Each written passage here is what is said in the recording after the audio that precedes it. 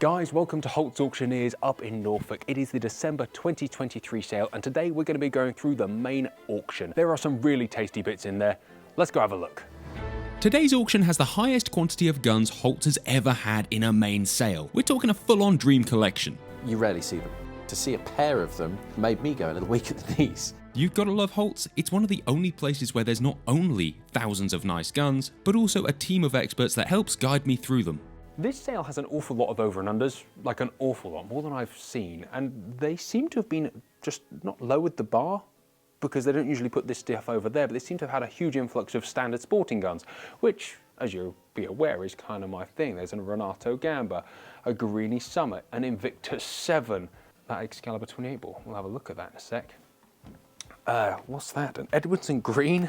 That's an old English over and under, lot 1687. This is at a time that they were still trying to fit the hooks under the barrel, a little bit like a side-by-side, and it led to a, he says, it led to a very deep action, or a very curvy girl. For me, I'm not too much of a fan, it's a little too deep. The Merkel seems to handle the line a little better with a similar concept. And the real problem is if you look at something like this here, that is a Beretta S3EL, I guess. Beretta S3EL. It is Beretta S3EL. It's slot 1684. Look at the line on this. This is now what we expect guns to look like. Smooth, proportionate, beautiful. And yes, this is probably made sort of 30 years after that, but this was styled off of the Boss concept of those hinges that were sat up in the gun almost. There is something for everybody in this sale over and underwise, and if I didn't already have too many, there's a few I desperately want.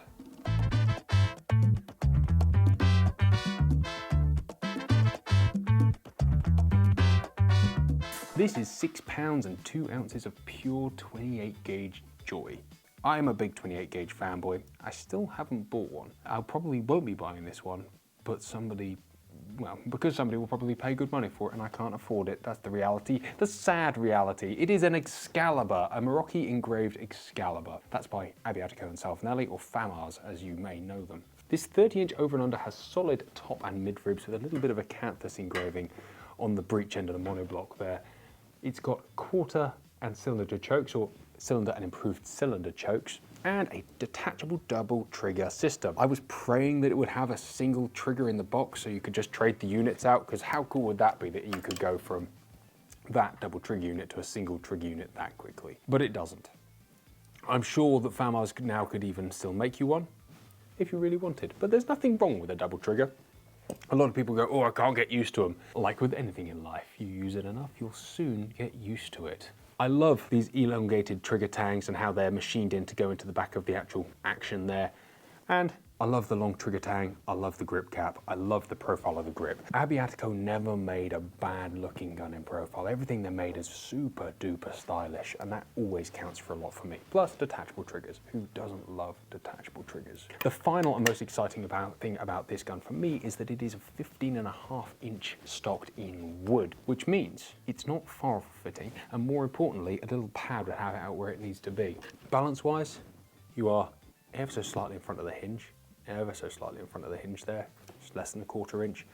It's hand checkered to, what's that, 26 lines per inch. The wood is stunning. And I say it's not my thing, it is my thing. Every nice piece of wood's my thing. And the action is engraved in a canthus, and it's done, I presume, like most of this, mostly laser with hand finishing. It's a great job. How can you not appreciate it? I mean, it won my heart as soon as I took it off the shelf. It's a 28 gauge. Simon, I walked in here, very quickly honed in on these. I asked you your favourite. Yes. You then brought us straight back. Yes. What are they? This is a pair of John Blanch sidelock side levers. Now, side levers by John Blanch, you rarely see them, quite honestly. To see a pair of them made me go a little weak at the knees, because they are one of my favourite makers. The back action shape is like very little else. It's Marmite, you either love it or hate it. Am I right in saying that Blanch hung on to this design pretty much way beyond anyone else? Yeah, he did. And I love it. He did. And a lot of his trade were gentlemen who had the extra half bottle of claret at lunch and fell into his shop with bonus money in their pocket and went, I want the ultimate shooting accessory, which is men's jewellery, which is a pair of best London sidelocks, and there's no doubt these are best London sidelocks. They're beautifully made, beautifully finished. This pair has original colour on them. They're in really lovely condition. They have a stunning Blanch's improved snap bolt 4-end release catch, which is a little bit like Horsley, but with some subtle differences. And they're just a beautiful pair of guns. I love side levers. They have a devoted following, side levers. So, and rightfully so. yeah, because they are. Grant did them. Stephen Grant Senior, Stephen Grant, the owner of Stephen Grant, obviously. Before he was Grant's on his own, he was working for Boss. He made side levers for Boss. Blanch also made side levers, but not very many of them. And this is a pair. They're great. They're fantastically beautiful guns. It's a sort of pair of guns you'd own and use and fall in love with every time you walked into your cabinet, gun room. And the best part of it is they're not that expensive. Relatively speaking. Relatively speaking. For a pair of shotguns, I think we've got them in at £6,000 to £8,000. All right. So you're in for about 10 grand including commissions. Yeah. For a stunning pair of London sidelocks. And it's not, it sounds silly, it's an interesting enough pair that you're not just buying another set of Royals. No. And I know that's silly because a Royal is a fantastic gun. Yeah. But a Blanch does kind of reek of like a connoisseur thing. I'm a big Blanch Discerning fan. gentlemen bought Blanches. Oh yeah. Yeah. And nowadays, people who like guns that are slightly out of the mainstream buy Blanches. Yeah. And it's not because They're not popular. They're just stunning. It's knowing what you like. It's the artistry of the way these things are made is that they attract a little bit more thoughtful people. Let's put it that. They're not just impressive because they're blingy. They're not overly engraved. No, they're not massively in your face. They're not, here we are, hard advertising, buy me's and shouty guns. They are subtle. They are graceful. They are elegant. They were made in Gracechurch Street. The name is in the title. Is it fair to say they're a little bit Scottish? I always thought Blanches are a little bit Scottish. I can see the rolling of the yeah. lines, a lot of the the little bits about them, some of the fine touches. Yes, the idiosyncrasies of them. You see that in Harkham. You see that in others from Scotland. There's a thought about the general line of how parts of the gun flow into the other that is reminiscent of what was going on in Scotland as well. You're right. I think so anyway. And they're not for everybody. They're really not. Some people go, ooh, no, they don't look right. They definitely look different. They do look different, but that is the great thing about Blanch, is that he dared to be different. In a world, especially in London, where everybody is doing the same thing. Big square bars, same bolsters, similar sidelock profiles. Yeah, he went down a different path, and I like that. I'm glad he did. The world doesn't need more 130-year-old guns that look kind of similar because everyone was going for the same client. The world needs more of this. It's the shame that the gun buying public, yes, there were connoisseurs who kept going back and buying more, but the vast majority of the gun buying public didn't agree with us, and he did struggle financially around about the First World War. And he'd been in Gracechurch Street in London for 90 years, trading out of the same address, where everyone else was moving around. Boss were moving, Purdy's obviously were Audley Street for a significant length of time. Hollands were moving, Boss were moving, others were moving all the time. Granch was in place for 90 years. Only moved in the 20s and 30s, I believe. Then in 1942, his practice was brought to an end by the Luftwaffe, sadly. So that was really the end of London gunmaking for them. Then the records were taken on by others who kept the name going, and the name is still going under the stewardship of Toby Barclay, who's a friend of ours. So, really? Yeah. Interesting. Do they still make new Blanches? They can, I guess. But the name is extant. I don't know whether they're going to be making any more. I'm not sure about that. Actually, you'd have to probably talk to Toby directly to see if that was possible. But it's nice to know that the name still lives and is still treasured. Awesome. Thank you, mate. Pleasure.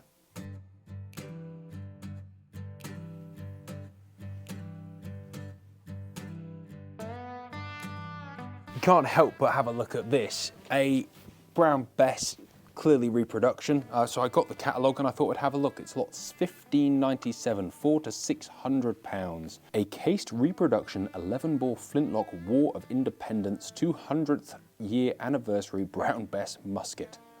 Produced in 1975, 46-inch barrel, breech end engraved Prince of Wales fleur-de-lis over a banner marked Ichdean. And another 1775 to 1975, a toast to loyalty on it with a large powder horn. 400 to 600 quid, you'd hang it on your wall. It's a bit weird. Is it a bit weird to hang that on your wall? No, not really. One presumes it's kind of collectible. I don't know. It's definitely a talking piece. Next up is this, and it really did excite me when I saw it on the rack, mostly because I thought it was a true custom, but it's not. It is just a custom gun. This is lot 1657. It is a custom B25.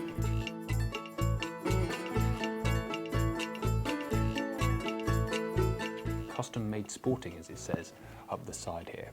The gun was originally made in 1975, and back in the day, and when I say back in the day, I mean in the 80s and 90s, it was extremely popular to take Browning B25 A1s, that's just a black action plain gun, and either send it to the UK, but usually send it back to Belgium to have it made custom. This was all by ex-factory workers for the most part, and they'd build you pretty much whatever you'd want. And because a lot of it was happening on the side, some of the prices were really reasonable. And so you will see an awful lot of customs out there, most of which are copies of original patterns, but this one is not, and that is why I found it so exciting. In fact, I've never seen a gun like this. Starting at the back, it is a semi-pistol grip, really quite nicely done, checkered all the way round, which is quite sweet. It's only 14¼ inch, and it is a little low, but you know, it's really not the end of the world. On the bottom, you have a full-length trigger tang with a pistol grip cap. Just nice little features, and that grip is nice, it's big, it's large, it's got no palm swell, but it's very sufficient for a normal size human being. The stock is oil finished, as is the forend, and the forend is a nice 3-piece. You gotta love a 3-piece forend, right? I mean, I think so, as much as there are a lot of impracticalities to it. Impracticalities are sometimes what make guns exciting. The barrels are a 30-inch set of barrels with fixed quarter and quarter chokes, solid mid and solid top ribs. And this is where it starts to get exciting, because that top rib is fully engraved in a canthus scroll.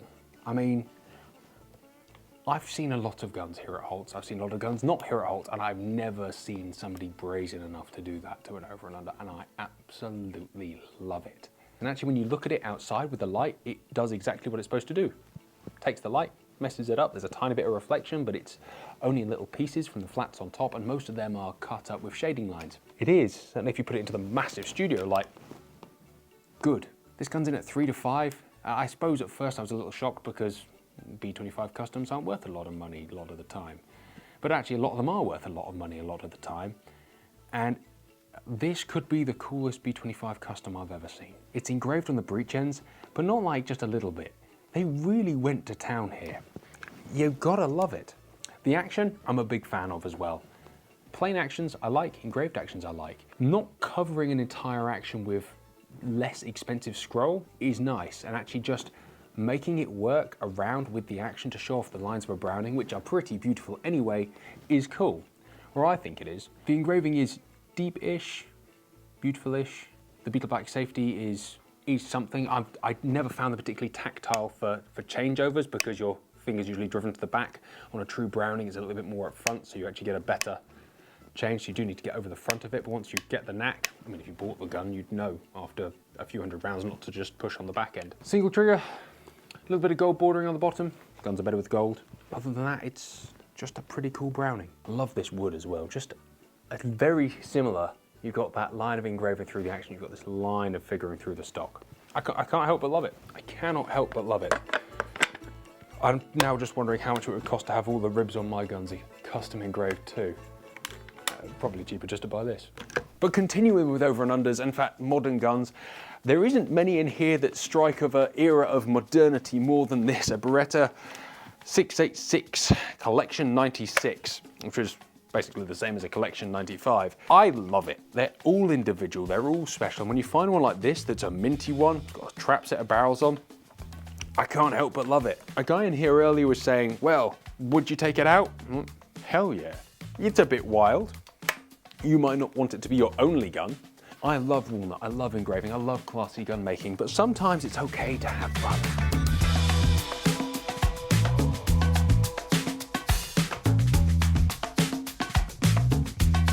What 1251 is a Lancaster double rifle. It's had quite an interesting life. This gun was made in 1895, and as you can see, it's a pretty small frame. Originally, this would have been in 360 centerfire, which is a black powder cartridge, but Parker rifled. Parker rifling is full-length tube sleeving of a rifle, and was all the rage back in the day with Alfred G. Parker and his son Alfred J. Parker. You see it happen to old rifles, generally speaking, when they are an obscure caliber, a black powder caliber. Certainly back in the day, black powder, very corrosive, old primers, very corrosive, so rifling rotted out quite easily. With a gun like this, which is a beautiful hand-built double rifle, the best option may not be just to scrap it, and making a full new set of tubes would have been very expensive. Simply boring them out and sticking new tubes in was less expensive. And these guys had such a great reputation that it became the thing to do. They would make your rifle just as accurate as it was, if not more so. This gun has 26-inch nitro-proof barrels in 2.2 Hornet, which actually means it's usable, which is, I think, pretty cool. It's in at £4,000 to £6,000, which is a little more than it would be perhaps if it was original, because it's actually usable. What you can use 2.2 Hornet for is the better question, but probably more in other countries than you can here. On the back, you have a 1936 patent peep sight, quite a nice thing, and you can really see that over the years from the day this was built, that this gun has been hunted with and used. Otherwise, why would they change the caliber? Why would they put a peep sight on? The gun overall is 7 pounds 14 ounces. The stock is 14 3/4 inches long in beautiful walnut, and it's actually retaining an awful lot of original finish. As much as this gun was used, you know, this is nobody's main hunting gun, is it? You have that really coarse checkering because this is a practical gun, a bolted safety, which is quite smart. That action is it's a true box lock, but the length of it and the scale of it it's interesting. It actually looks really good. If that was a shotgun, you might question it, but where it's a rifle, I mean, you don't mind it. And even if it wasn't a shotgun, I suppose my tastes are changing. You have a splinter forend with a very, very beautiful finial, and it is just a pull attachment, which is preferable. It's not preferable. It does allow less buttons and a nice sleek line. The barrels we said are 26 inches long. Double flip-up sights on the front there. Double triggers. What is not to love? Yeah, it's a bit obscure, but who cares? It's significantly less obscure than it would have been if it was in its original 360 black powder centerfire, semi-smooth bore, oval bore rifling. I thought it was pretty cool. I've not seen anything like that before. I like the fact it's Parker rifle. That's just a bit different. And you do see them occasionally, but never say no to sharing cool new things. Also, I love the case. Every time there's a pump in the mainsail, I can't help but have a look. And this is one I actually haven't seen in the flesh before. It is a Marlin 1898. That's lot 1596. I believe it's 500 to 700. I haven't had a look on the internet before I came thinking, ooh, that's interesting. I am aware that people say that these may be best avoided because it's from an era of dodgy Damascus or something, and I've heard not bad things, but I've been warned. However, this one was nitro-proofed in 1971, 1973, something like that, so technically it should be good. I actually really love the lines of it. I love the way it comes up. It actually feels quite shootable. This sighting plane on the back actually helps. There's no rib, but this is a real nice sort of reference guide. You're not supposed to look at the gun. But when you're used to shooting rib guns, shooting a ribless one sometimes can just feel a bit floaty. In fact, sometimes it is just a bead on the end of nothing. This really does make it feel like a pretty sure gun. Extra cool points, it slam fires. And other cool points, it's actually got a really nice little, engraving is the wrong word, but it's got some pretty markings on it for sure. I just can't help but like it. I mean, what's not to like, right? It's a nice old gun that you can go and use. It is firearm certificate rated, so it can't go on a shotgun certificate, but if you do have a spare slot, why not? And you could always have it restricted, if that was your thing. AOA 410s, love an AOA 410, got one. AOA 410, love an AOA 410. There's a couple of 28 bores, a 28 bore and a few 20 bores. It's a good selection of small bores. I do need to buy a 28 gauge at some point, but I'm still waiting for that perfect girl. Time for side-by-sides. Another AOA 410. In fact, we have done a film on these because, like I said, I bought one and, well, they're a good purchase. There's been a few people saying, well, you can buy those in Canada for $400. I've had a look, you can't. Like, these guns are renowned for being some of the most reliable, shootable 410s in the world. And so they're worth the money. I don't know what they're in this auction at, but you can expect to be in for over sort of 4 figures. But a new one is 10,000 plus from an AOA, so technically speaking, it's a bargain.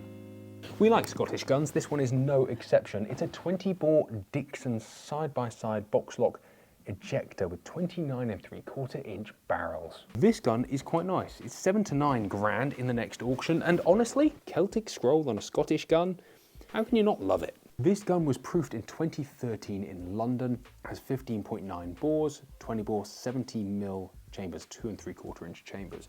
It has not got HB steel proof, but well, I've no idea that we could take it, so I'm not going to comment. The top rib is engraved with John Dixon and Son, 21 Frederick Street, Edinburgh. We have quarter and half chokes in there, and other than that, they're just a set of tubes. Where it gets quite interesting is not the forend. The forend's a forend. Quite a nice finial though. It's very, very long, very nicely inlet, kind of pointy, nice waist. Really like this little throat on it as well. It's nice. You can get excited by little things like that. The action is a scroll back action box lock. So the word scroll back indicates that this looks like this. Give me 2 seconds, let me grab a different gun. This is the scroll back and this is a square back. The square back is easier to machine on the action front, easier to stock because you're just putting a square to a square, and perhaps a little more robust. One could argue when done to a lower standard. Maybe that's a good way of putting it. A scroll back is the complete opposite. Machining the action nicely and equally on both sides to have these scrolls is hard. It's a difficult job to do well. It's then even harder to stock this piece of wood onto there and create a nice seam. Creating a nice seam square to square is fairly easy, or certainly easy enough. Creating a nice seam like this is very hard. It's also a little less strong, if not done perfectly. So it is a display of the gun making art. To the eye, more importantly than any of this, because who cares about practicalities, it just looks better. It helps the wood bleed into the action bleed into the wood a little better. I'm a fan of scroll backs. However, I also think a correctly made square back is a thing of beauty too. The action is Grosjean engraved and involves Celtic knotwork and Celtic animals. It's nice. It's perhaps not as deep as I would have imagined, but actually it is the delicacy of it with the intensity of the design is probably okay. I think actually if they'd gone whole hog on this, it would probably make this action and the whole gun just a little bit too loud for a rather delicate little 20 bore. And it's not less beautiful, it is still a stunning gun. Always in my head, I just wish people took it to the top level, right? I'm a lover of best guns, I'm a lover of wild guns. That AOA earlier, I love that. Whenever you see a boss, I love that. When people make things to the best of their possible ability, when budget goes out of the window, oh, it's always exciting, right? I doubt this was engraved less deeply because of budget, but it's always a contributing factor. You can make a gun look like this for X amount, but then to make it look the same, but you're probably paying 2 or 3 times the amount for probably 10% improvement in most people's eyes. That's best gun making. I do like this. I think it's a fine looking thing. I love the Celtic work. I love the old silver with the black. The hand checkering is lovely. This piece of wood is divine. What is not to like about this gun? It's a great piece of gun making. It's a very pretty gun. And I can imagine that this gun will probably end up in the United States of America, probably bringing someone a lot of joy. It's a great one, I think. They've got some lovely side-by-sides here. Every single time I obviously go straight for the Dixons because, well, there aren't many places that turn over Dixons like here. This is the place you can come and find them. And well, it's been a few years since I shot them with Simon for that first time, and they've always had a special place in my heart. Really nice pair of Ariettas, or rather maybe just a good value pair of Ariettas. Arietta have made some stunning guns, of course, and these are up there, but you have to be careful when buying guns. And it's not careful. You have to be careful, same as when you're buying cars. What is it they say about cars? You can have fast, cheap, or reliable. You can have 2 of those. Take your pick. A similar sort of thing with guns, right? I need to think that one through, but we'll get there. What's that? The Rolex Jackie Stewart Celebrity Challenge Glen Eagles 1995. And Jackie Stewart is still doing that same celebrity challenge. That's pretty cool. They still do that today. They still donate custom guns to them today. It's interesting to see one from, what's that, 28 years ago? Just the learning you can do by perusing through this website, learning about guns, learning about values, learning about different models, discovering your new tastes, because you'll see all sorts of things in here. Some are better than others. I was going to do my usual and just ignore the rifles, except for my own personal thing, and usually bid on them and not win, but that is a 686 Silver Sable 2 double rifle in 9.3 by 74R. I didn't even know this existed. And that's cool. I mean, why would I? I can't imagine they sell any or sold many in the UK. But that's a pretty special looking thing. It's just what I was saying earlier. You just don't know what you're going to find. You don't know what you're going to find. You know what you're going to learn. And yeah, it's not life-changing. But it is pretty cool. So these cabinets are where the flagship guns go, the front cover guns. The front cover gun was there, but it's just gone off for the day to be shown to someone. This grabbed my attention. This is a Watson Brothers 32-inch double trigger, pierced trigger guard, pistol grip, ejector, flat fired rib with a big extended forend gun, or more simply, like a pigeon-ish gun. This is a high pheasant Watson. Tell you what, it feels great. Actually really like that. There's a lot about it that is cool. That's something 18 grand, something like that I saw on the internet. That's not so bad. I love, not this, but I love the long forend. I feel like my next gun needs to have a long forend. They're a big thing in America I've seen, and I can really get behind it. Why not? If you've got long hands, if you're like me, like certain shots, you just like to push your left hand forward, why shouldn't you have more wood? I mean, never complain at more wood. We have been asked about how we choose the guns that are going to go in this video, and the answer is we've got such a back catalogue of mainstay stuff that we kind of just walk in here and look at the things that we like. We ask the guys here what their favourite are, and if anything jumps off the shelf, we grab it. And this gun jumped off the shelf. It's lot 1459. It's an AYA #1 Model C. This gun is in at 1,500 to 2 grand, and just as a reminder, the owner has had this in there saying the RRP was £27,011, but the reality is that that would probably be more now, because the C grade is this deep Germanic scroll. I love this. I really, really like this. I know it's a really divisive thing, and I'd love to know your opinion on it, but I love the fact they've put some floral motif up on the bolsters here, and it's beautifully carved. Like, this is actually exceptional quality work. And the deep scroll, you might not like it, but you have to appreciate how hard this is to do. Cutting into metal is one thing, but raising metal out is another. And obviously they don't raise it out, for those who may have misconstrued what I just said, but removing the background to create it, it's wild. I mean, just look at this top of action. I think this is an amazingly good looking gun, and it's a real display of talent. Why is it 1,500 to 2 grand, you may ask? Well, that's a big question. The main issue is here and there. This is a 14¼ inch stock. That's all right, you can work with that, but these are 26-inch barrels. 26-inch barrels are not all the rage anywhere in the world particularly, and that's sad. You've got 1/4 chokes, chromo nickel barrels, 70mm chambers. A couple of extra inches would go a long way, wouldn't it? I mean, that would put this gun up £1,000. But people often ask, how do you get a bargain?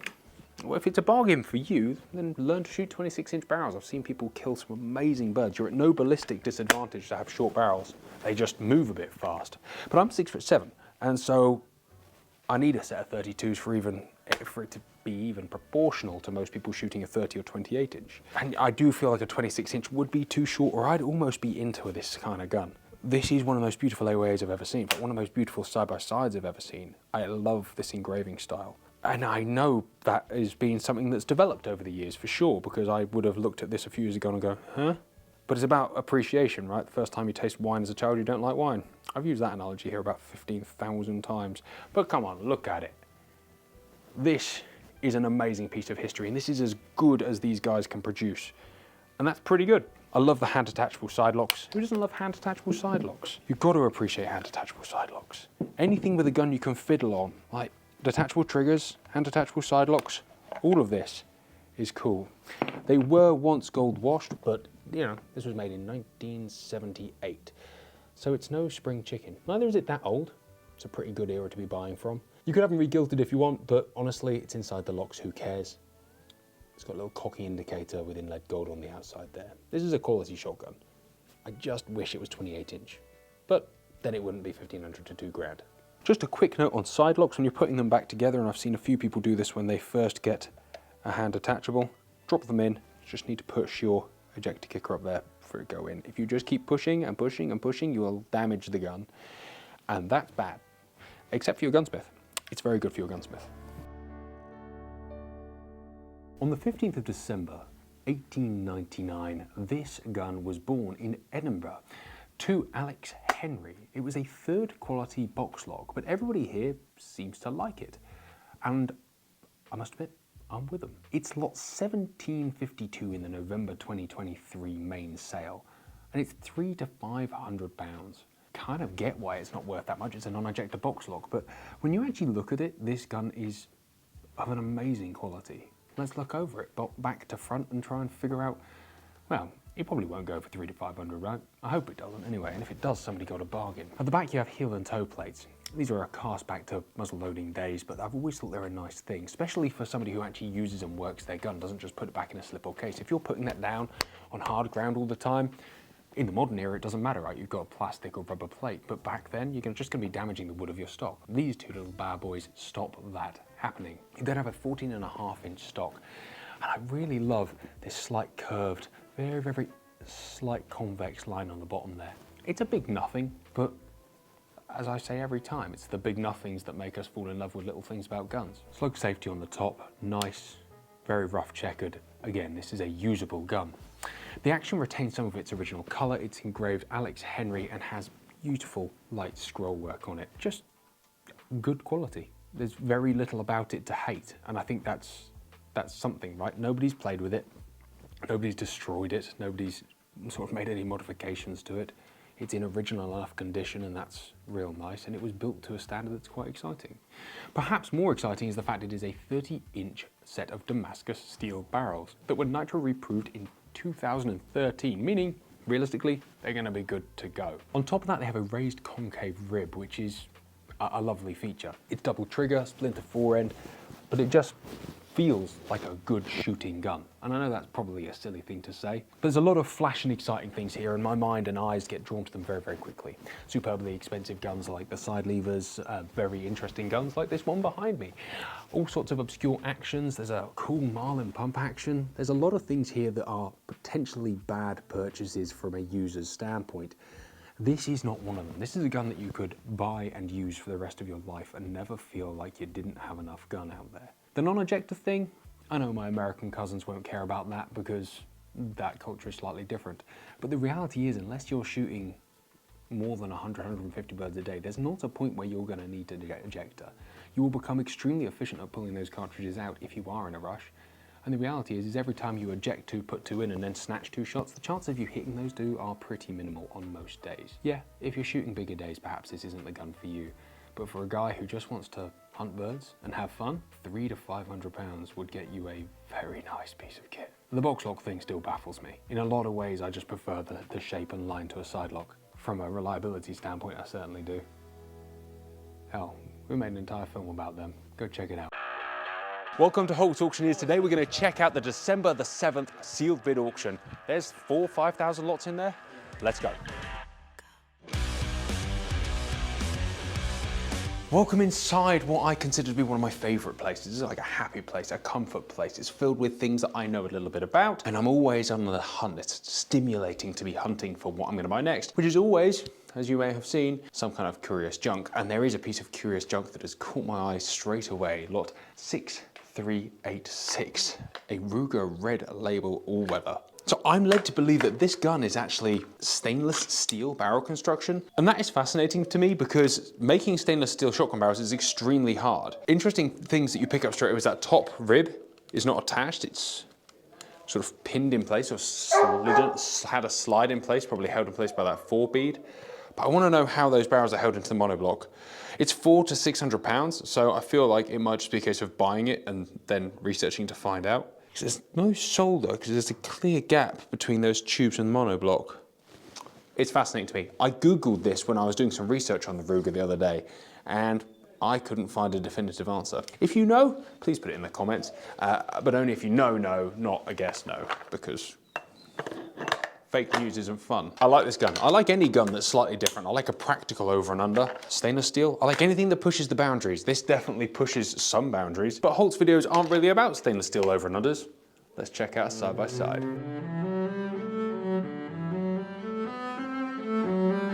It would be wrong to come to a Holt's sealed bid sale and not look for the world's cheapest Boss, Holland or Purdy's, and I have this one here today. This is lot 6500, a Boss & Co. 20 gauge side by side. Built in 1873, this wasn't born as a shotgun. This was born as a double rifle. As you can see, it's got much chunkier proportions. It has 25-inch barrels with rifle-esque profile. You have a flat rib with a slight bit of detailing left on it just to catch the light out, but it's very much the rifle. When you pick it up and you realize it's 7 pounds, 13 ounces, it definitely was born a rifle.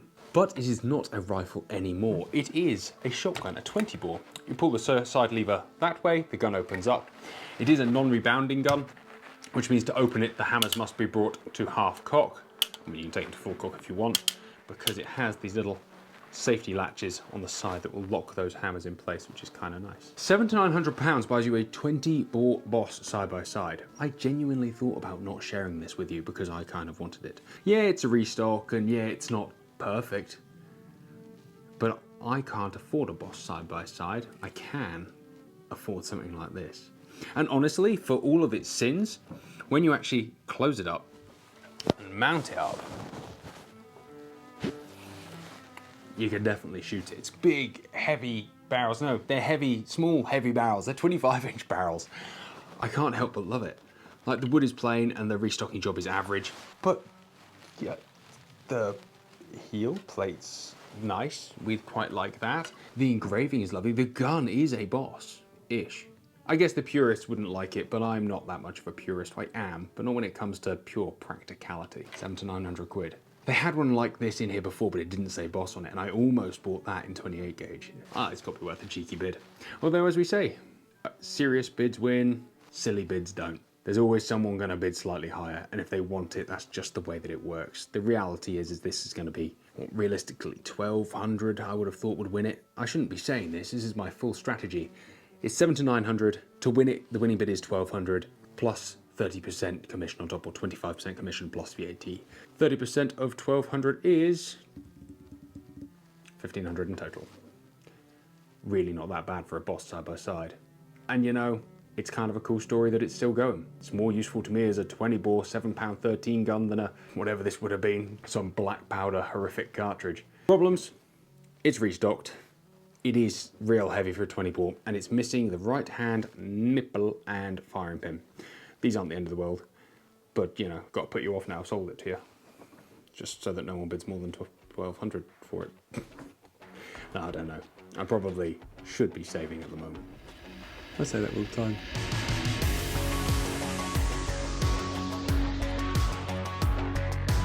This caught my eye pretty quick as well, mostly for the size of that barrel. When you pick it up, you realise that very quickly this is a silenced shroud, and it's made by no other than Breton Gaucher, the guys who make baby Bretons and all kinds of other mad stuff. It's a bolt action, single shot 410 shotgun with an integral silencer. What's interesting about it is not perhaps the quality of build, but most silenced 410s aren't built as such, and they're not very nice. This one, you mount it up and you feel like you'd actually shoot it to a certain standard. It's all a bit plasticky, but that's okay. It's probably cheap. It's lot 66668. I'll let you know, tell me what it is in the comments, because if I look, I'm gonna bid. If I look, I'm gonna bid. This is another thing. I clocked this straight away. I've seen one of these before. This is, I believe, is a Zolly. It's definitely a Zolly. Look at this push button 4-end release. It's different. I don't know if I prefer it in any way to a normal pull lever. The push lever is a bizarre thing. Just having to push that in to then take the 4-end off. But I love the profile of it. I think that's a really good looking thing. It is a Zolly Tiger Skeet. Tiger Skeet sounds like an unacceptable British tradition in like the 1800s. High house, low house, tiger released from each. I mean, they did it with live pigeons. Tigers aren't that different, are they?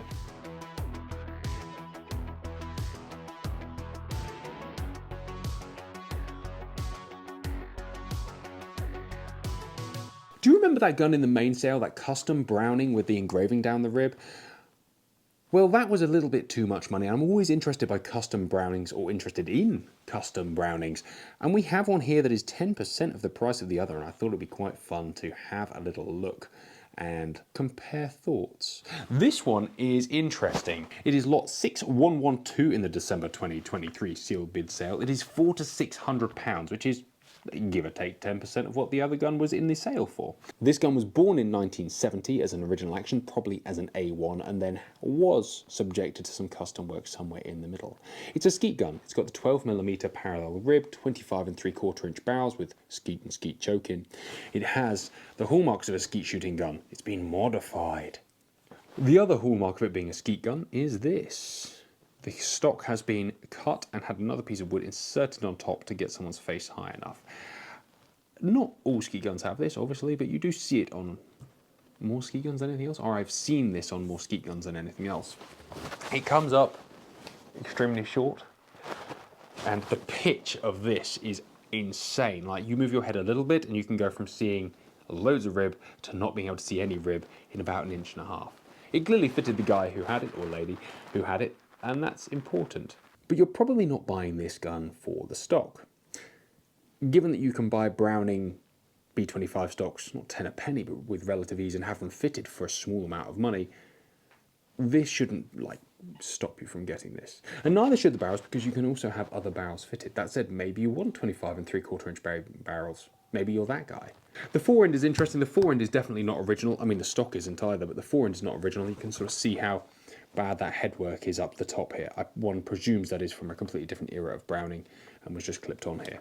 Yeah, it's really tight. That's in really good order, which is surprising because most 1970s Brownings are tight as hell. The thing that is loose is the fore end. This has got a bit of a wobble, but that's probably just a loose screw, and I almost feel the need to go and fix that now. The fore end is hand checkered, same as the stock. It's a custom Browning, you would expect nothing less. But the action is really where I want to spend the time, because you could get new barrels and wood for this action if this action turned you on. And the amount of work that has been put into this gun is disproportionate to the price one would pay if one wanted to purchase it. Now we've looked at the bad points, let's look at the good ones. And the good one is this action. It is a very nicely engraved action. It's not going to be to everyone's tastes, but you know, not everything has to be to your tastes. On this side you have a Canthus scroll, that textured background with those little circles in. It's almost like rayskin, shagreen. I always thought that was quite nice. And you have a skeet field behind it.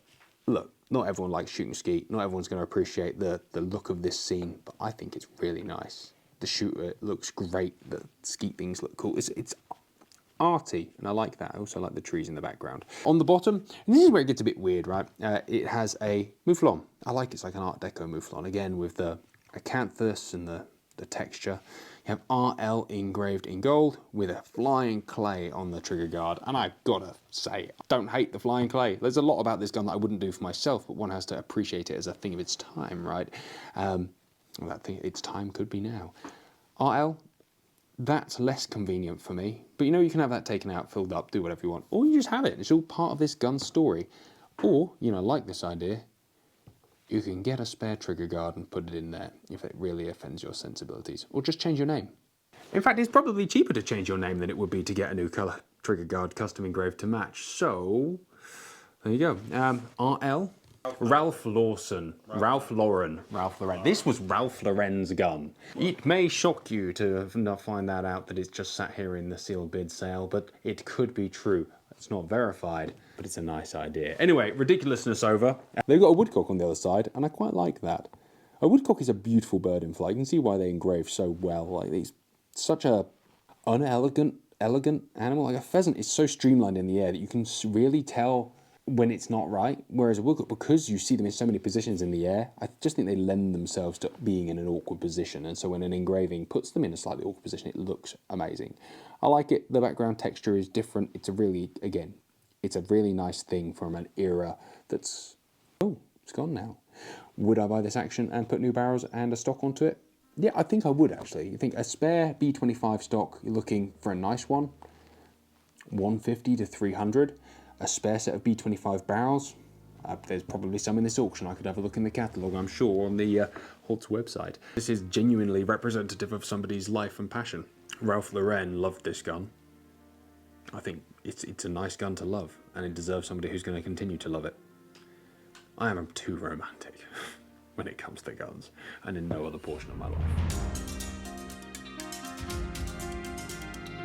For those of you who are interested, links in the description. Go and check these guys out. They have a lot of guns. If anything, I consume way too many hours playing on the Holts website, looking for guns, looking at things and learning, because it's as much a learning experience than anywhere else. I don't think there's anywhere else on earth that has this level of sporting guns in one room that changes over with so many curiosities. And if there is, well, I'd like to go there too.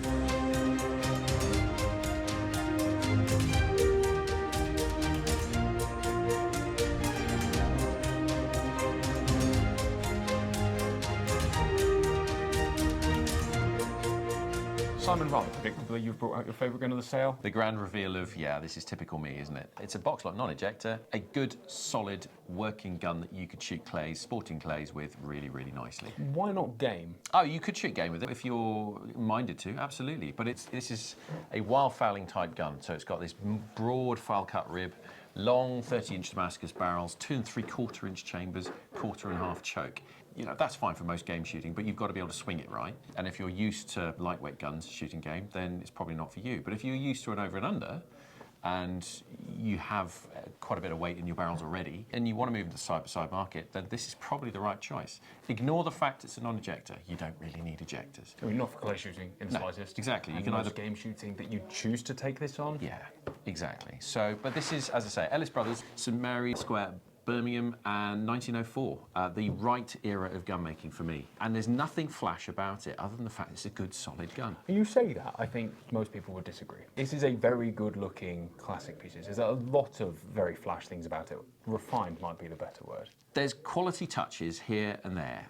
The engraving is nice and elegant and straightforward and simple. The top of the action's got a nice beam, you know, nice broadness to it, and it flows nicely into the top lever. It's got a greener style crossbolt as well. So it is designed to last this. It's designed as a big, strong gun for shooting larger loads. It has done a fair bit of work in its life. It's not 100%. There's a few spaces in the fore end to tighten up onto the barrels. There's a fraction of movement between the barrels and the action, but I will forgive it that. How much?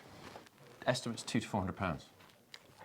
Plus commission. You can't be expecting like a lot for that money. But what you can get is a 115-year-old Beautiful, solid gun that can shoot modern cartridges of any description. And I appreciate that you are different to the rest of the world, in that you use these day in, day out. I do, But for someone like me, who is an occasional side-by-side unit, wants to take one out and feel a little bit of that special occasion. Yeah. I mean, it's not everybody's cup of tea, because I was surprised when we did the trying to convince Ant about side-by-sides film. Yeah. He did not want a side-by-side that mimicked the handling of an over and under. Interesting. And it was interesting, because I thought he would. Yeah. When you put a lightweight gun in his hands, he suddenly felt more comfortable.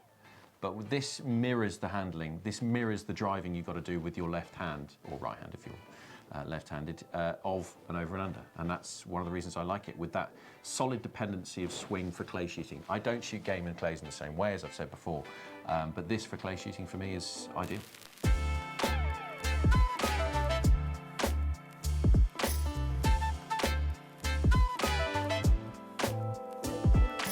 Generally speaking, most people went with the standard format of sidelock and look to their shotguns as time progressed. Everyone obviously saw what the top boys were selling, and if you look at a Holland, a Purdy and a Boss, they are different, but they're also similar. They're sort of square bar sidelock. Someone like Blanch tried to do things differently, and I think they really succeeded. They've got a real strong following as a niche market for those who appreciate the finer arts of gun design. There is somebody who didn't do that, and that is Charles Lancaster. One does appreciate them breaking the mold and sticking with this design over a longer period of time than any others, but it just doesn't have much elegance. It reminds me of an elephant, in fact, an unelegant elephant, or Cyrano de Bergerac. I think it's an unnatural line. It's not without joy though, right? These deep fences here that actually cut down into the bar of the action, I've always thought that was quite a nice touch. But these locks, they're a no from me. Do you like them? I know that they have a strong following as well, strangely, but I just can't fall in love with a Lancaster that looks like that. It's not for me. But that said, the amount of things that I've changed my mind on over the years after coming to Holts and being exposed, maybe one day I'll release an admission that I actually like them now. Exposure does do the world of good, right?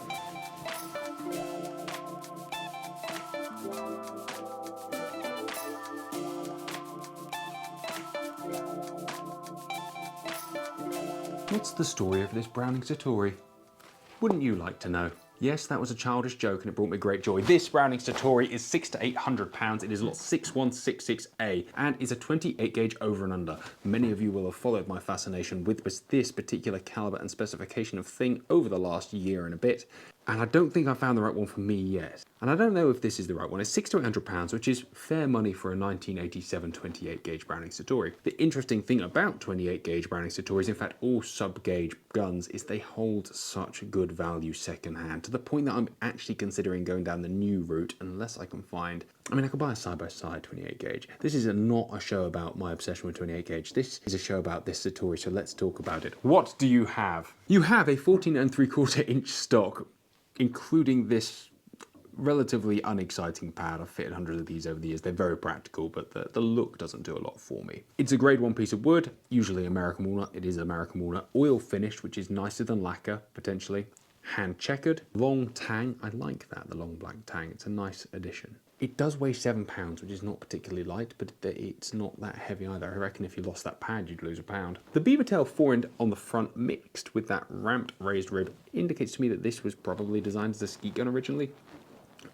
There is multi-caliber skeet in America, and this, being a Satori black action, is more of an American model than a British one. I expect some did come over here, as we always cross-pollinate a few different models, usually as limited runs in either country.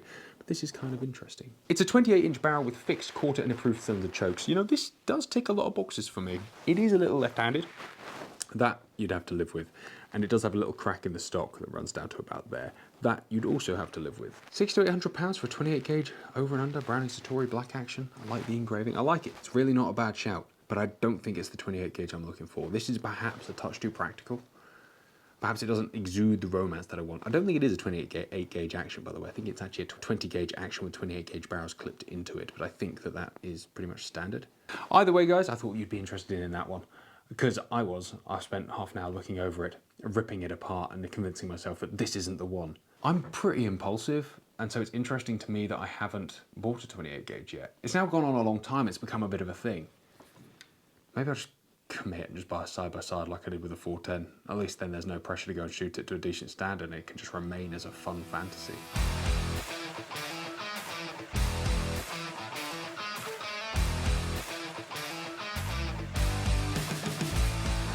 Benelli as a gun maker has made some amazing guns over the years and has caused relatively little controversy. I think that's fair to say. However, there's a couple of models, in fact there's only one model of semi-automatic that causes any kind of discussion, including negative words, and that is this, the Vinci. The Vinci was released in 2009. This particular one, lot 6694C, was built in 2010, so it's an early one. There was a Vinci that was a 3-inch chambered model and a Super Vinci that was a 3.5-inch chambered model. By 2019, they were all discontinued, which is a pretty short-lived tenure for a brand new model of gun from Benelli. I don't know if they were looking to create something like next level, I don't really know. What's interesting is in 2012 they actually put this into military testing, not I think to sell it to the military, maybe they did, that was the intention, I don't know, but just to prove that it was super hard and reliable, because it very quickly gained a relationship with the users that was negative. A lot of that was to do with that this is a Vinci inertia system rather than the Benelli inertia system. It's ever so slightly different. It also requires a little bit of brain power to put together and take apart, and that's different. Anytime anyone steps outside the realms of normality with a design of pump or semi-automatic, it gets slated, and that's because people just like what they like that's familiar. Where were we? Why does it not? Why do people don't like it? A lack of reliability. It's not lack of reliability. As Michael would say, you wouldn't put petrol in a diesel car and expect it to work. However, it is a semi-automatic shotgun, and you just expect to be able to buy shells and put them in it. I appreciate that that's not the way that this works in reality, but it's an important facet all nonetheless. There were some rusting issues with the gun as well, apparently, in the early days, but they did seem to sort that out. I mean, Benelli have the BAST system now, the best coating, that's pretty solid, and they've just created a new barrel profile, that's quite cool. But this is just an important part of Benelli's history, and they does seem to divide opinion. I mean, the only other thing they ever did that was controversial was the 828U, and they seem to sort that out in the end, but the early days was bad. How do you take it apart? It's unlike any other gun you'll have seen. Press this button down, turn the nut at the front to the right, and this bounces off. This then lifts up, and inside you can see the mag tube, hammer, trigger unit all built in there.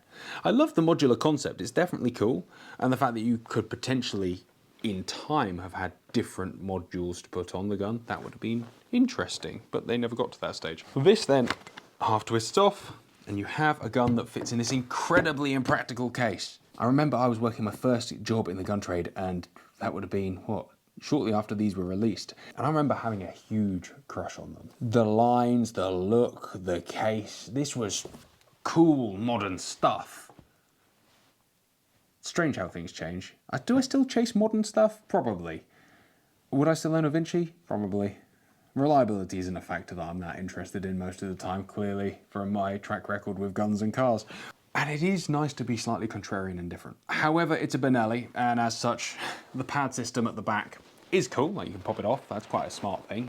However, they don't get much bigger than this. So I will never be I shot a Benelli back in the day and I had a thing taped to the back, but I don't think it's a choice I will make until Benelli start caring about the very small percentage of shooters over 6'1".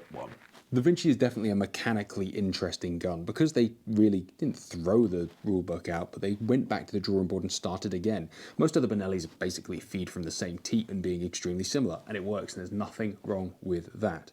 One of the things I like about this design, well, like quite a few things, but we're not here for an hour-long discussion on the Vinci, is the return spring is nice and small and compact in the top of the action there. I know that that's a really silly thing to get excited by, but in a world where there's these huge bolt return springs, that's interesting. Also might be why that this is more fussy than some other guns. To put it together, very simply, this clips into the side. 1, 2, 3, click. It's not particularly convenient, I must admit. It's definitely not like an easy thing to put together. You actually need like some kind of intuition. But then you see most people get their new over and under. You imagine when everyone picks up a brand new over and under, and we've all been that guy. And right in the early days, and working in the gun shop, I remember everyone trying to clip them together for the first time. Even new model, if you've never done it before, everyone struggles to put a gun together for the first time until you know how. Everything's tough until you learn. But I guess, I don't know, is the semi-automatic market different? Are we so attuned and accustomed? A bit like when we looked at that Bourne Philipstad pump action. Is the market so used to what it's used to in certain sectors that it doesn't want new stuff? This next bit's fairly simple. It does require a little bit of brute force, or strength again. This clips onto the bottom like this, he says, and then you pull it down and twist the nut. But you do have to pull it down quite hard before the nut will twist. Job done. People don't like change. I mean, that's well documented throughout history. Was this a step too far? If they release it now, would people buy into it? Probably not. It is a faff. They are a faff. They're a faffy gun. They're definitely a geek's gun. But for £400 to £600, you could be a geek and own one too.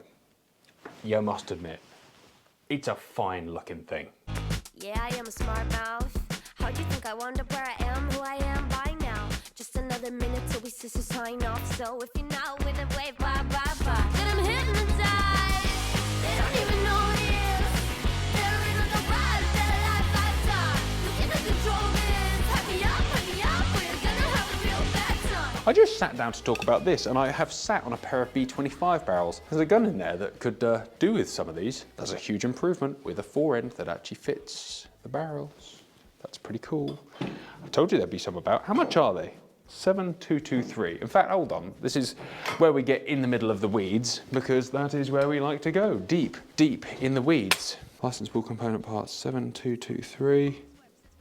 Browning arms, 1963, so not a million miles out age-wise. 30-inch nitro barrel, 16mm vented top rib, 50 to 70 pounds. You gotta buy that gun and buy those. And then buy a spare stock, because there'll definitely be some out the back. And then you'll be onto a winner.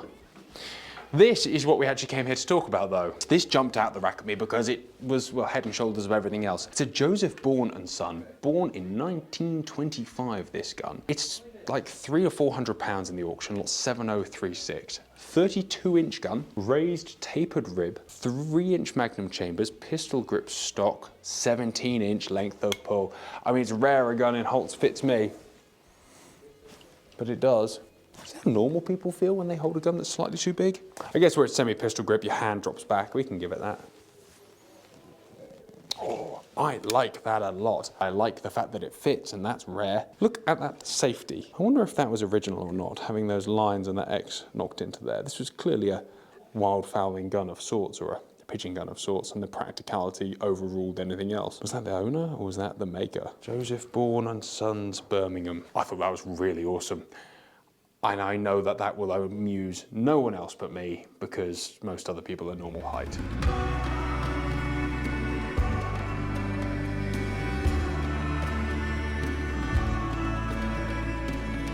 Choosing guns to go in the Holts sealed bid video is kind of hard, given there are thousands out there. A lot of the time it's ones I actually want to buy, and I use this as kind of like a self-fulfilling protection thing. I'm actually guarding myself by putting these guns in here, because this one needs to be bought by someone who's not me, because I own enough guns that are projects that I'll never fulfill. And this is one of those things, but it calls to me. It's like, Johnny, buy me and store me and pretend you're going to do me up one day. This is a Trulock Brothers of Dublin. It was built in 1920, proofed in 1934. It's a 28 gauge hammer gun, and a relatively nice one at that, which is pretty interesting. It is filled with issues, of course it's filled with issues, but let's look at the good stuff first. It's got pretty wood on the stock that's in a few pieces and glued back together. It's got a horn heel plate. The stock length is 14 inches, I believe, so it's not horrific. You could extend it out. It once had flat point checkering that is worn thin. The action is scaled and beautiful. That is a nice thing. It's not being put together right, but presumably the repair on the stock caused some issues with actually putting it back together. That could, well, we'll get back into that in a minute. It has 26-inch Damascus steel barrels. It is very likely, from just this feel at the back, that we're going to ring these in a second and see that the barrels are shot. Underneath the fore end you have some pitting, which is sad, a little bit of rust, but you have little pitting marks and spots all over the barrel. That's just what happens, and that's okay, given that this gun is 80 to 120 pounds. And when I saw that on the website, it's the first gun I went to go and look at. I want a 28 gauge, we've already talked about this, and a side-by-side hammer gun that's from Ireland. I can't help but be endeared to it. I can't help but want it. So let's have a ring of these. Where I'm feeling over the top rib here, I can just feel like it's sat ever so slightly high. These should blend into one. So let's give it a go and see what happens. Oh, so we've discussed ringing barrels to see if they ring true before. What you do is you get a set of barrels, you pop it off, and you ring the barrels. You ready for this? Rest it on your finger, and it rings like a doorbell. You hear that ring? That means that the laying is actually consistent. They are allowed to vibrate within themselves. There's no rust on the inside. It's just a good indicator that it was either well laid or that it's not needing relaying. There's no rust buildup or muck on the inside. When we ring these 28 gauge barrels, I'm so heartbroken, but I still want to buy it. You hear that? Dead. There's no ring to it. It's like one would guess that it's either rust pushing that up, or it's not loose by any means. Interesting. But you know, you could strip it and relay it. That's not the end of the world, and you'd end up with, oh, I'm so bad at selling this to myself. They sit on the action.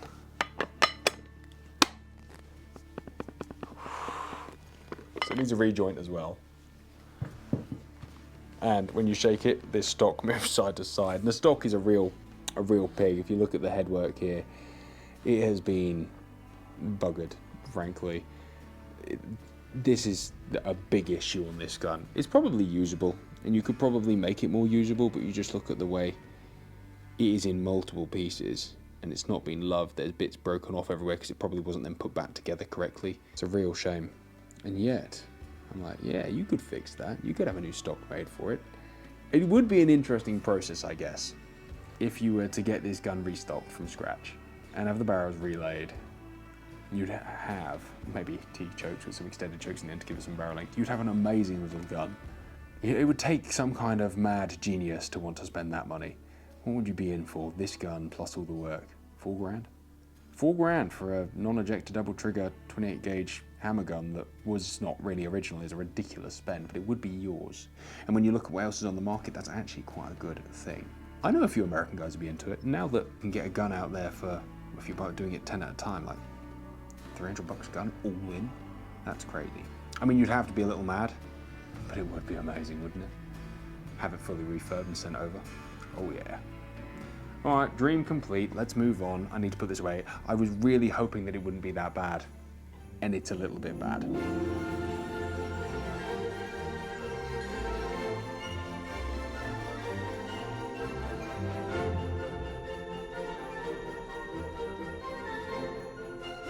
Something you may not know, but I'm really into my history, World War I and World War II history especially. And this is one of those super iconic guns that I've always wanted to shoot, and yet I don't think I have had the pleasure. And so there are two in this sale, not real ones because they didn't make many. As much as I know about history, I know a lot about these guns and where they were used and who they were used by, I don't really know a lot about the gun itself. Luckily, I know someone who does.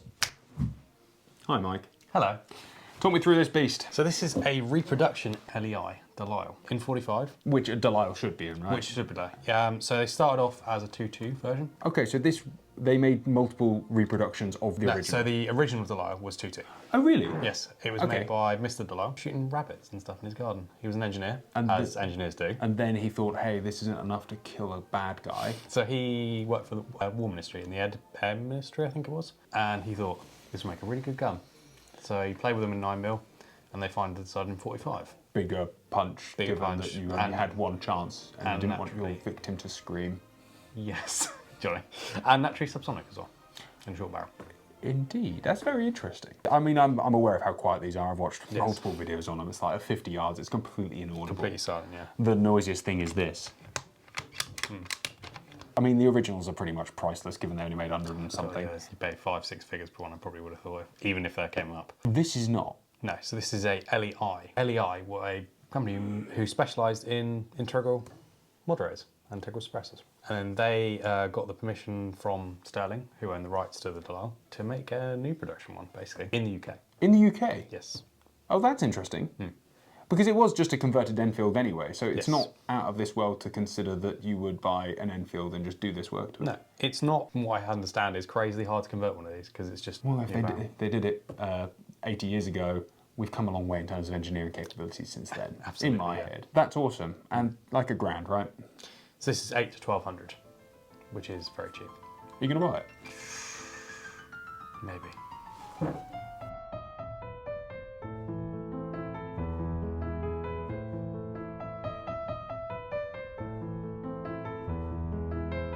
When you said you bought a gun at Holts, Michael, I didn't expect this. Well, you know they had their £1 sale. They were clearing out all of the They were things that clearing out- nobody else wanted. Yes. You thought you'd buy one. Yes. And I was the only person who bid £1. So how much did you pay for this? A total of £1.30. And as you can see, it's worth every penny. It's a Sussex armoury. A Sussex Armoury made in Italy. I don't think I've seen a gun this depressed and ugly in a while, Michael. We should make a full film on it. Yes. Yeah, my first thoughts are back from the brink, but actually, if I sprayed oil on this, it would double its value. I'm sure it will bring you great joy. Oh, it won't. But it was £1.30.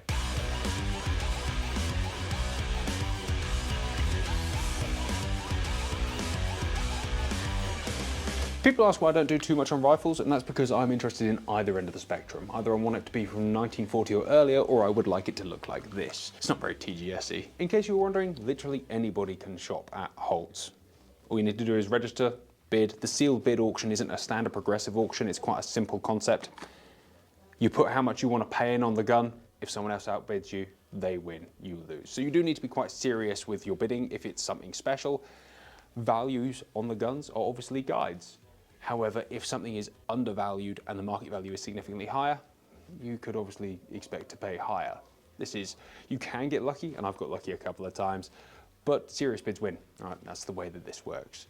These guys can export or work with exporters that can get guns all around the world, and I know probably one or two too many now get exported for my guns should remain in Britain kind of mind, but I also love that because lots of guns come from all over the world to be in this auction, and that's kind of special. They've got agents all over the world that can help facilitate either bringing your guns here or taking guns here back to your country.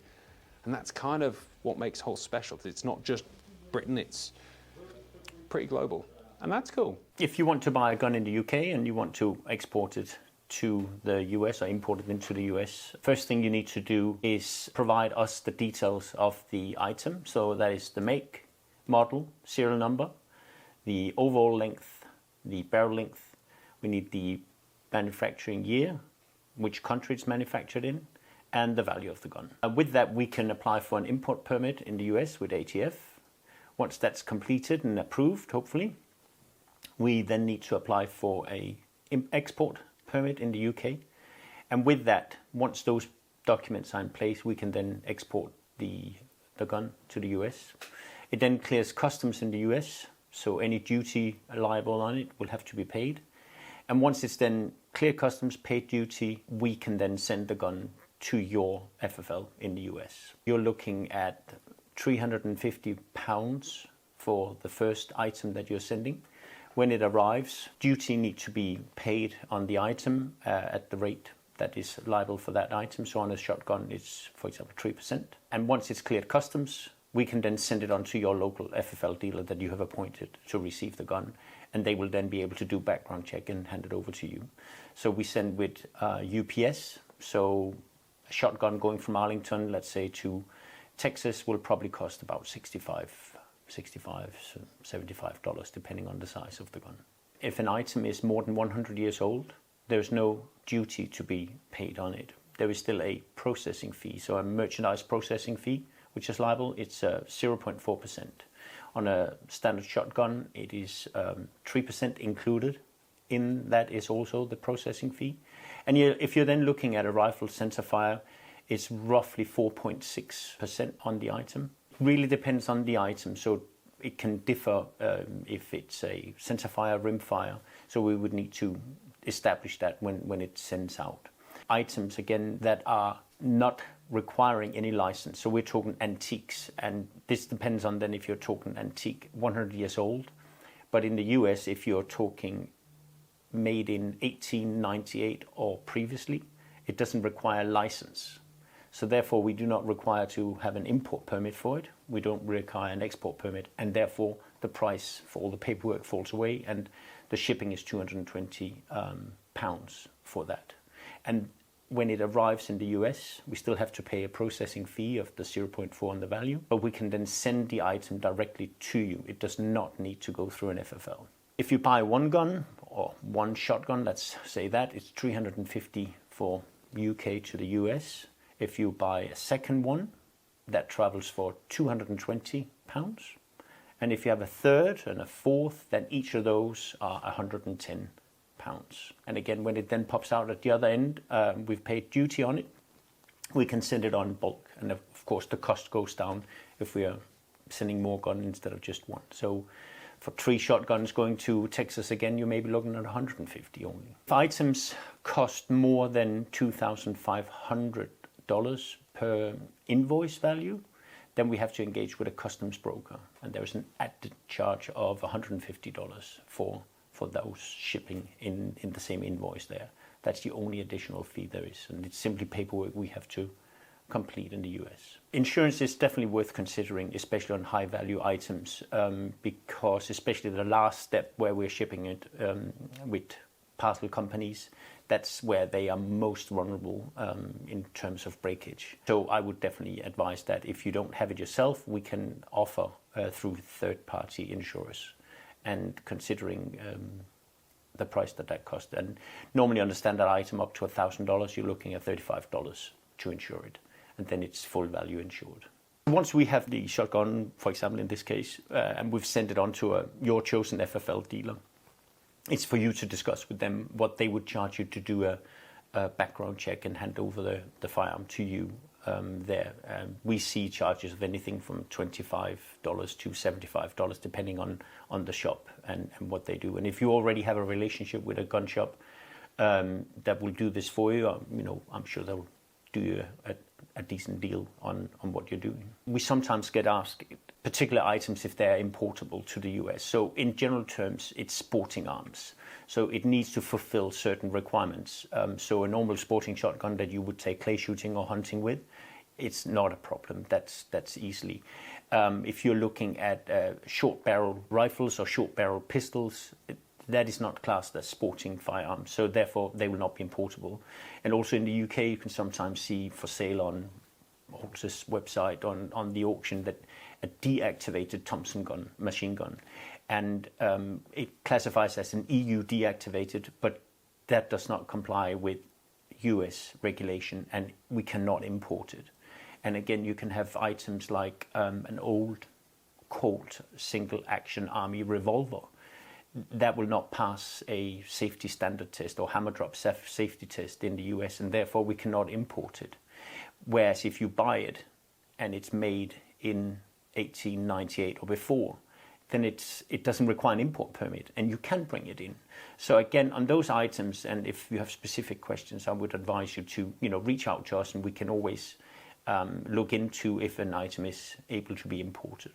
But again, if you're looking at flintlocks, anything pre-1898, it's usually not a problem.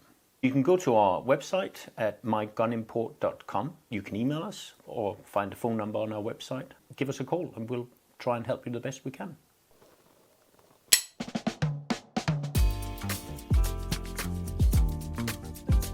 When coming to Holts Auctioneer's sealed bid, it's important to mention that there are literally thousands of sensible things to purchase.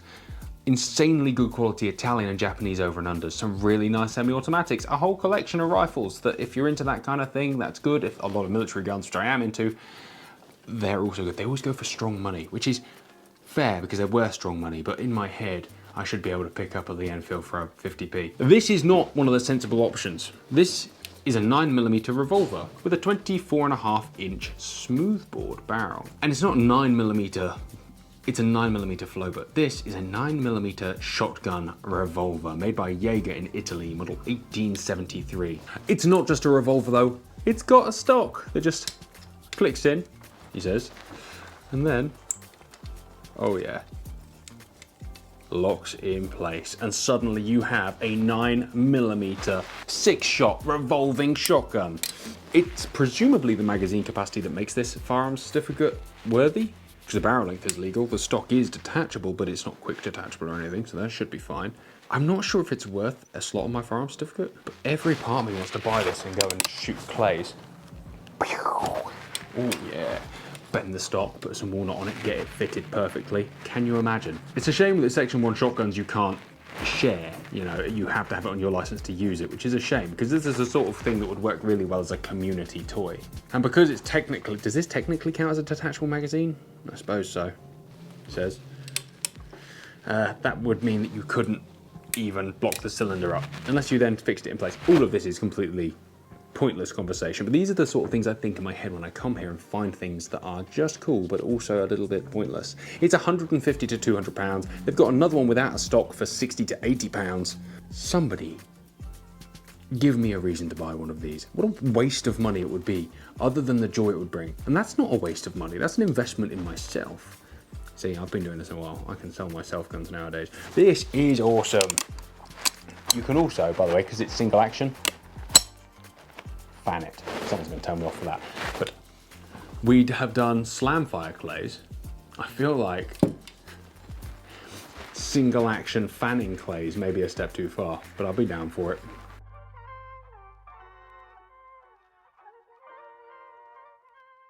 Thank you for watching, guys. This channel is made possible by our amazing sponsors. You can find out more about them in the description down below. And if you want to support the channel, you can join as a member. You get loads of extra content, well, some extra content, and occasionally we hook up and go clay shooting together as a membership group. If you don't feel like joining today, we really appreciate you watching and subscribing. Have a wonderful day.